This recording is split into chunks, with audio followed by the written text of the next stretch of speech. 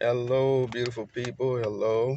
Um, I'm coming to you this morning because I guess I got another fresh one for you guys. And today, what I'm going to be doing is coming from Matthew 10, and that's going to be 11 through 15.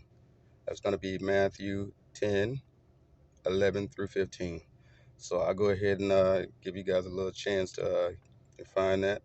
The phone is easy, but when you got the real Bible and stuff like that, you got to flip through. So I got to be considerate of everybody this morning. Good morning, everybody. So the name of the topic today is going to be separation, because there can be no true elevation, without separation. I don't care how strong that balloon is. If it's tied to a brick, it's not going to be able to elevate. And sometimes you're going to have to separate yourself from things, that you've known and loved, and the people that you've known and loved your whole life.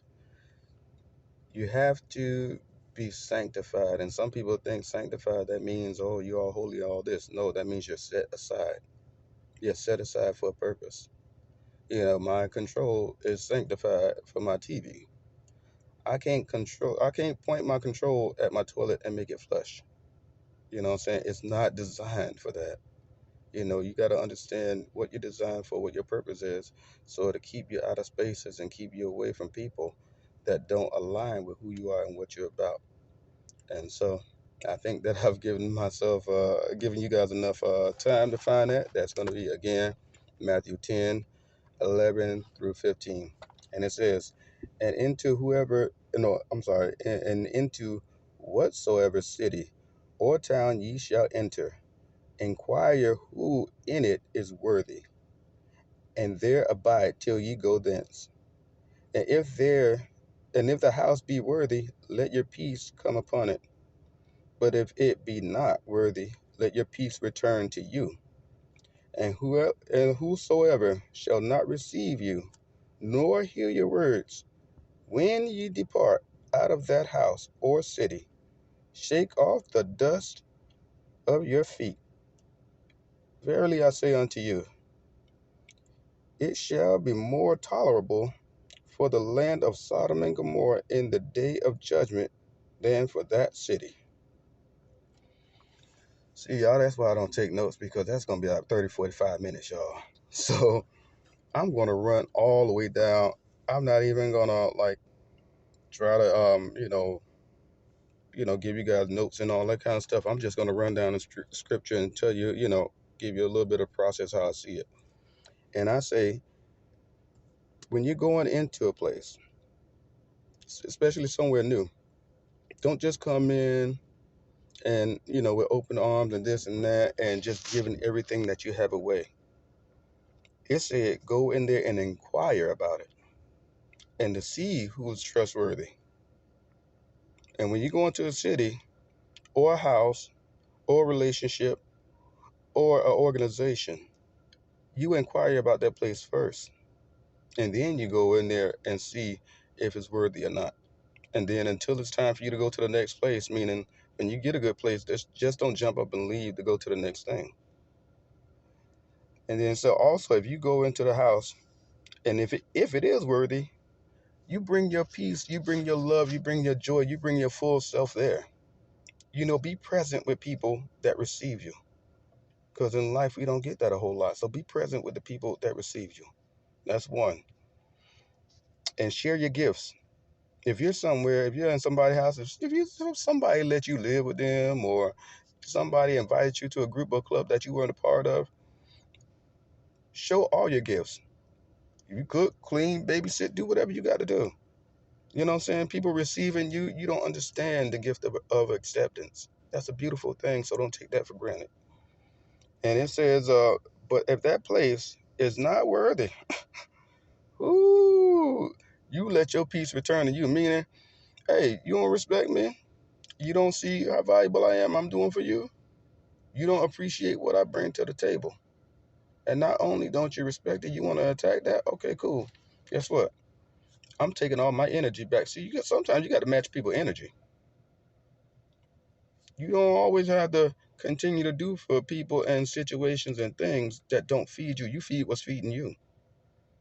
And I'm not talking about because you got offended or because whatever this and that. I'm talking about, are you being fed? Is the organization, is the relationship tearing you down as a person? If it is, it's attacking your peace. It's taking your energy. The stress is even putting weight around your waist area. You got to get away from that. And it says, whosoever shall not receive you or hear your words. Because let me tell you, some people, they'll receive you just as long as you don't talk, as long as you don't tell the truth, as long as you don't say nothing, as long as you just go along to get along. So it ain't just about receiving me. It's about respecting who I am and what I got to say. Because if I'm speaking to you and you're not hearing my words, that means you don't respect anything I say. If you can't listen to me, and if my words can't get into your spirit and cause you to, consider them or even react to them, you done to me. You might as well be dead to me. Like I said in the previous video, my words are all I have. So you disrespect my words, you might as well disrespect me. And I mean that. Oh, I mean, and it says you shake the dust off your feet. See, the thing is, a lot of times when we go through things with people or the church or relationship or business or whatever, or with family, we allow that stuff to make us bitter. We take that stuff with us. We internalize what people say and what people do to us. And what the Bible is saying, no, don't internalize that stuff. Don't take that stuff with you. You shake that stuff off because, see, you're going to another situation and he don't want you to bring the ugliness and the dirt and the depression and the hurt and anger from this situation into a whole totally new situation. A lot of times we take our stuff in a new situation and we wonder why we're getting the same results. It's because we didn't resolve that issue, the proper way the first time. And it's saying, I love this thing too. And it said, if you're a person with a good heart and you come with good intentions, and you in an environment like a work environment where the church environment or a family environment that everybody is toxic, and when you let people know, like, hey, that hurt me, hey, don't say that to me, hey, you shouldn't, joke about that, and they attack you for that, that's not a you problem, that's a them problem. Anybody that can hear your pain and try to justify somebody else's behavior and make you feel that you have to take their stuff because you know how they is,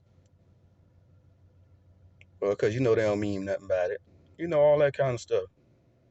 You never have to be at the mercy of somebody else's pain.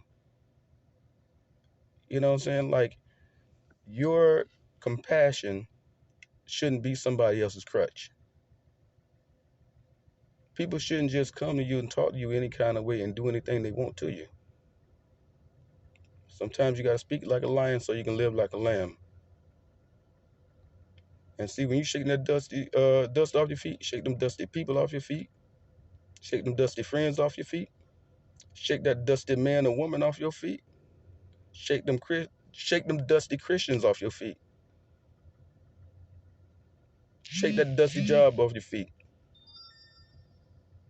shake it off. Because let me tell you something. At the end of the day, if you ain't your best, if you ain't doing what you're supposed to do, you know what I'm saying, people ain't gonna love you or respect you anyway. You got to pay the cost to be the boss, and sometimes you got to go through things in people's face and overcome it for them to believe that you're real. And that's a lot of times why I'm doing this right now, to let people know I was 10 toes down, and I'm just the same way I was before I got on the other side, because I already know what's on the other side. But I had to be open enough and I had to be vulnerable enough to talk to you from this space and to let you know that no matter what, no money, no people, no support, no hype, no endorsement.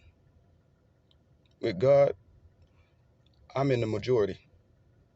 With God, if you ever see me in the spirit fighting with a bear, a lion, or a giant, you better pray for them and pray for God to have mercy on my soul, because they're the one that need it. I love you all.